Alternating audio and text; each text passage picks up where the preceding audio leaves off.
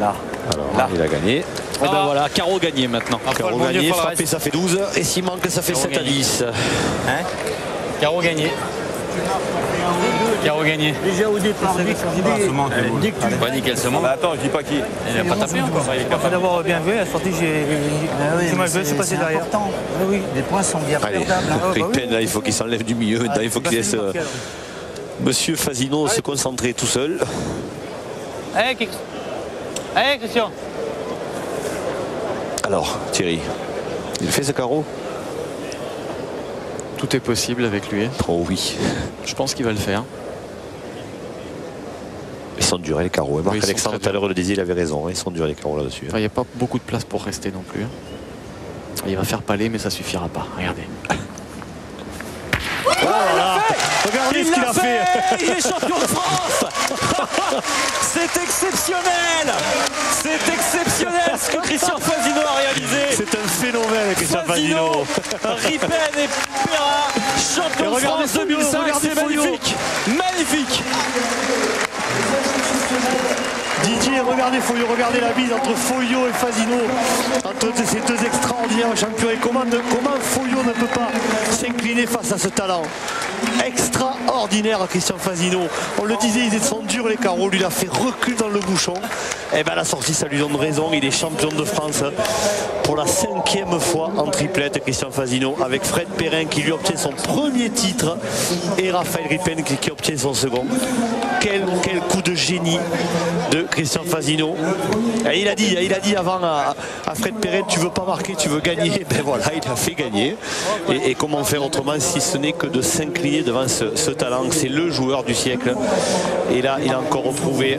Et il est en pleurs, et pourtant c'est pas son premier titre, hein, croyez-moi que c'est pas son premier titre. Fred Perrin, lui c'est son premier, mais lui il est en pleurs pour de bon aussi, mais lui c'est encore plus normal.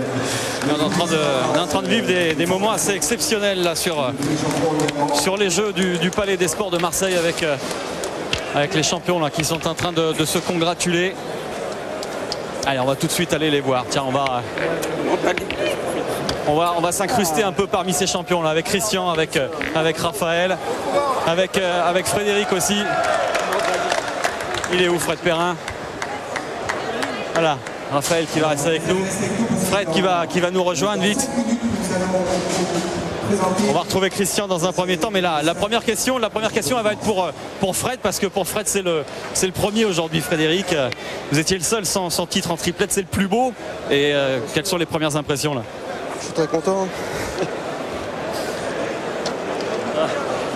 Et au moment où Christian va tirer cette dernière boule là, qu'est-ce que vous pensez? Vous sentez qu'il va le faire ce carreau? Il est capable de tout au bon moment. Il y a beaucoup d'émotions hein, dans les paroles et dans les actes de Fred Perrin. On est en train de revoir, hein, je pense, cette boule de gagne avec Christian Fasino qui est... Oui, Jean-Michel va nous le confirmer. Oui, c'est exceptionnel. Ce carreau fabuleux. C'est exceptionnel ce que nous a montré encore Christian Fasino. Et on voit la réaction de Fred Perrin et Raphaël Ripen, Thierry, qui se dirigent sur Christian Fasino. C'est fabuleux. C'est extraordinaire. Tiens, je vais aller voir Christian. Christian, un petit mot avec le joueur du siècle qui en finit plus d'étonner tout le monde. On avait pris les paris avec Jean-Michel là-haut au moment où vous partez dans le rond là pour faire ce carreau. Qu'est-ce que vous ressentez? Disons, quand j'étais au rond, j'ai essayé de faire le vide comme d'habitude, hein, parce que c'est ça le plus important. Et puis bon, quand elle est en l'air, je la vois pas trop mal. Donc après, c'est le carreau, puis c'est la gagne, quoi. C'est tout, il n'y a rien à dire. Hein. Moi, je suis content parce que mon père est mort cette année et j'ai dit tiens, je vais essayer de gagner un titre pour lui. Et puis, parce que je suis un petit peu en fin de carrière, on verra.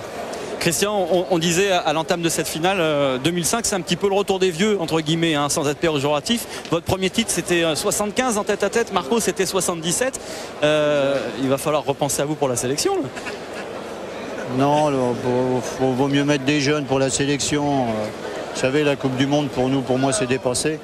Non, j'essaye de faire plaisir à des amis. Là, maintenant, on va faire les masters avec Marco, Pascal. On va essayer de se faire plaisir. Bon, je ne savais pas trop si j'allais bien jouer. J'ai essayé de faire tout mon possible parce que je sortais d'une opération.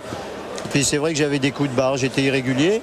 Bon, la finale s'est bien passée. Je l'ai bien démarré surtout. Bon, des fois, c'est ça qui fait le plus, bien démarrer une finale. Et puis, elle s'est bien terminée. Voilà, c'est tout. Hein. Et je suis content, quoi. Félicitations hein, encore. Ça fait combien de titres maintenant, tout confondu, en champion de France? C'est énorme. Ça va être le 13e, quoi. Alors, ça porte pas bien bonheur, mais bon, on s'en fout. Hein.